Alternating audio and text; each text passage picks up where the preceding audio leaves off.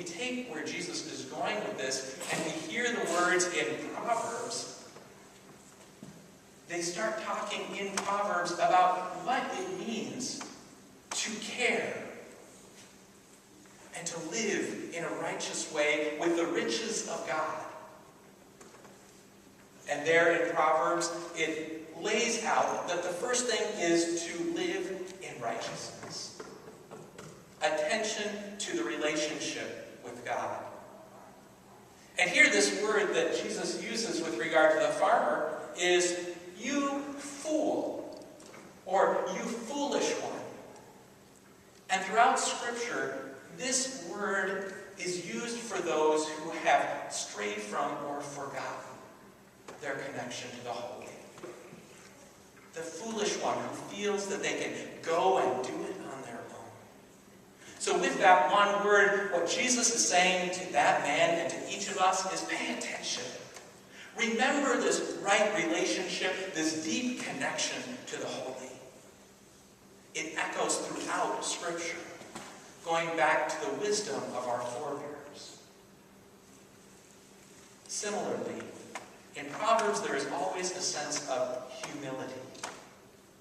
The humility is how we live our lives in relationship to the other, to the neighbor.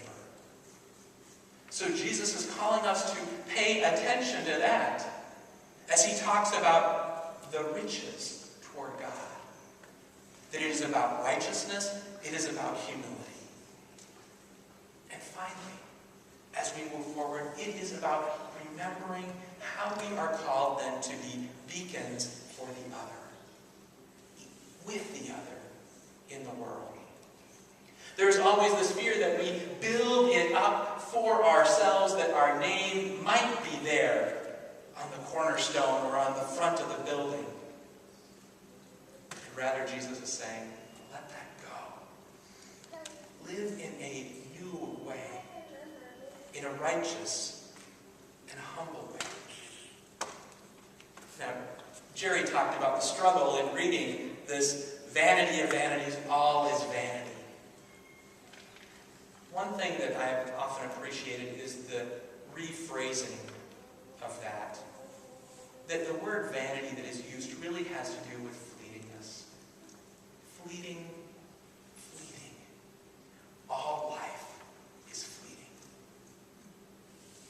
It invites us to think about how we do dwell, but also how life moves on through us and beyond us.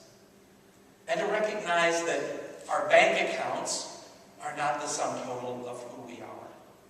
Nor are the buildings that are erected or the great big titles that are before or after our name. Rather, the pieces that transcend that fleetingness, that this man in the parable that Jesus talks about, the elements that will that will go beyond that moment are the relationships to which we are called. Called into right relationship with God.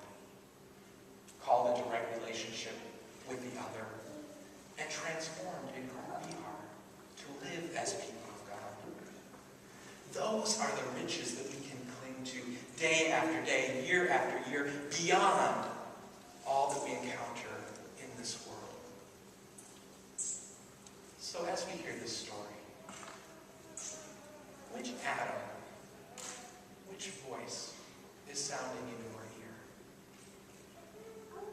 Which voice are you listening to this day? Are you drawn to the wealth and the power? Are you being transformed in a new way of living, in right relationship with God and with one another? Looking to the riches that God abundantly puts there around us. In Luke, there is always a transformative moment in which the people are called into new ways of being. And in Luke, oftentimes it has to do with wealth and power. And the voice that echoes over and over and over again is to let that hear that richness which has already claimed you and your life here in the font. In the water that washes over you, in the community that upholds you and builds you to be a new disciple, a new follower.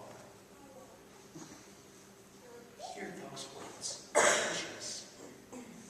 You are a beloved child of God, washed in the waters of baptism, claimed by God's grace, renewed to be an instrument of that grace in the world.